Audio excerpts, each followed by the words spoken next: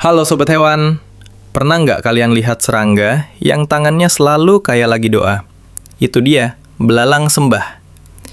Dari kejauhan, posenya mirip orang lagi khusyuk. Padahal aslinya dia lagi siap-siap pasang jurus tangkap mangsa. Jadi jangan terkecoh sama gaya alimnya ya. Kalau ada jangkrik lewat, bukannya diajak ikut pengajian, malah langsung habis dalam sekejap. Jadi bisa dibilang, belalang sembah ini kombinasi unik antara tampilan religius dan sifat predator. Secara ilmiah, belalang sembah punya nama kece, Mantodea. Keren banget kan? Kayak nama karakter anime. Nah, yang menarik, jumlah spesiesnya ada lebih dari 2000 di seluruh dunia. Ada yang hijau segar kayak daun, ada yang coklat mirip ranting, bahkan ada juga yang warnanya pink mirip bunga anggrek. Bener-bener ahli cosplay di dunia serangga. Jadi kalau manusia suka nyaru pakai kostum superhero, belalang sembah ini nyamarnya langsung built-in dari lahir. Auto pro banget. Kalau soal makanan, belalang sembah ini doyan banget sama serangga kecil. Kupu-kupu, lalat, jangkrik, bahkan kadang laba-laba. Teknik berburu mereka keren. Duduk manis, pura-pura kalem, nunggu mangsa lewat, lalu capcus. Langsung diterkam pakai kaki depannya yang tajam. Lebih sadis lagi, kalau lapar berat, bisa juga makan sesama belalang sembah. Jadi kalau ada 2 belalang sembah nongkrong bareng, jangan keburu seneng. Bisa jadi satunya udah masuk ke menu makan siang. Belalang sembah hidup di mana aja? Banyak banget. Dari hutan tropis, ladang, kebun, sampai halaman rumah kita. Selama ada tanaman untuk tempat sembunyi dan mangsa buat dimakan, dia bisa betah tinggal. Karena ahli kamuflase, sering banget orang nggak sadar kalau ada belalang sembah di sekitar mereka. Jadi kalau lagi nyiram tanaman, terus tiba-tiba ada serangga yang nempel di batang, bisa jadi itu bukan ranting, tapi si predator kecil lagi standby. Bayangin kalau manusia bisa kamuflase gitu, wah, pasti banyak yang lolos dari kerja kelompok. Bab 1. Ciri fisik belalang sembah. Belalang sembah punya tubuh ramping memanjang dengan panjang sekitar 5-15 cm, tergantung spesiesnya. Yang paling khas tentu saja kaki depannya. Bentuknya seperti sabit dengan duri-duri tajam yang berfungsi buat mencengkram mangsa.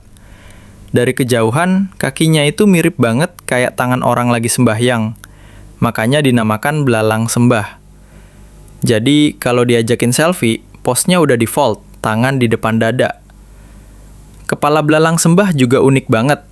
Dia bisa memutar kepalanya hampir 180 derajat, kayak CCTV alami. Matanya besar, bulat, dan punya penglihatan tajam buat mendeteksi gerakan sekecil apapun. Jadi, jangan coba-coba nyolong kerupuk di warung kalau ada belalang sembah di dekat situ. Pasti ketahuan. Dengan penglihatan supernya, dia bisa mantau calon mangsa dari jauh, lalu langsung siap eksekusi. Warna tugu belalang sembah biasanya hijau atau coklat, menyesuaikan habitatnya. Warna ini bukan sekedar gaya, tapi juga senjata andalan buat kamuflase. Kalau dia nongkrong di daun, warnanya hijau. Kalau di ranting, coklat. Bahkan ada beberapa spesies yang warnanya pink biar nyaru sama bunga. Jadi kalau manusia butuh baju ganti biar matching, belalang sembah udah punya built-in fashion sejak lahir.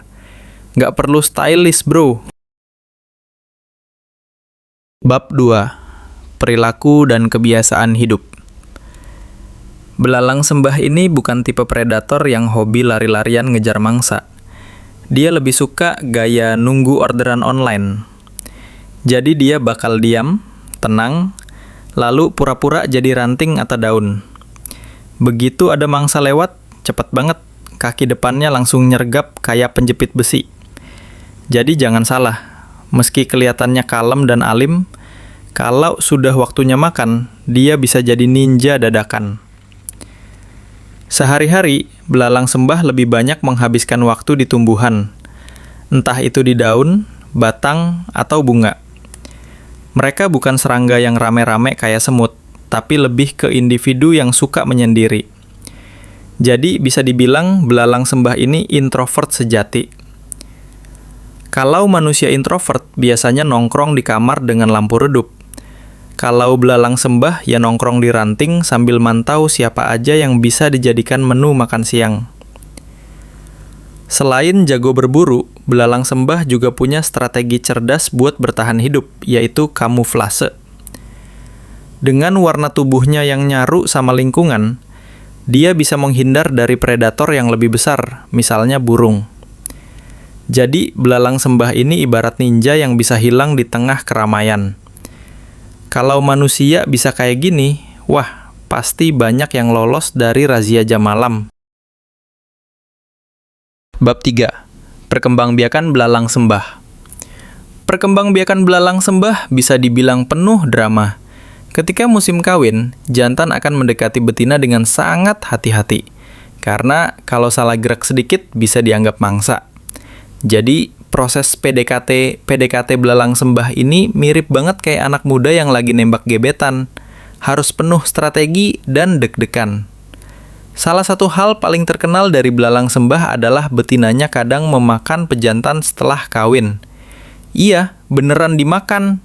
Bayangin aja, abis akad nikah langsung jadi menu makan malam. Tapi anehnya, ini justru membantu betina dapat energi tambahan untuk menghasilkan telur. Jadi bisa dibilang pengorbanan sang jantan nggak sia-sia demi generasi penerus. Setelah kawin, betina akan bertelur dan menghasilkan kapsul berbusa yang disebut OTK. Bentuknya mirip busa padat berwarna coklat atau krem yang menempel di ranting atau daun. Dari satu OTK ini bisa berisi puluhan hingga ratusan telur. Jadi kalau kita nemu benda aneh menempel di batang pohon, bisa jadi itu bukan kotoran serangga, tapi rumah masa depan para belalang sembah junior. Beberapa minggu hingga bulan kemudian, telur-telur itu akan menetas. Anak belalang sembah yang baru keluar biasanya berbentuk kecil banget, mirip versi mini dari induknya. Mereka langsung aktif bergerak dan langsung bisa berburu serangga kecil. Jadi nggak ada istilah sekolah dulu, mereka lahir langsung jadi hunter cilik.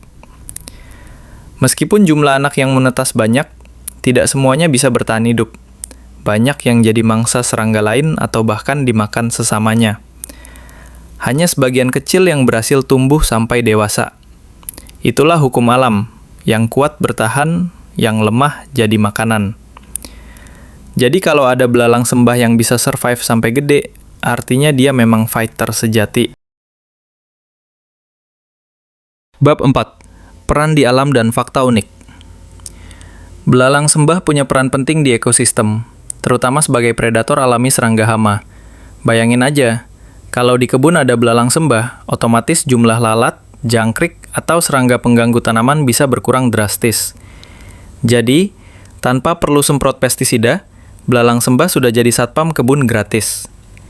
Kalau manusia bisa nyewa belalang sembah jadi bodyguard, mungkin nggak ada maling yang berani nongol.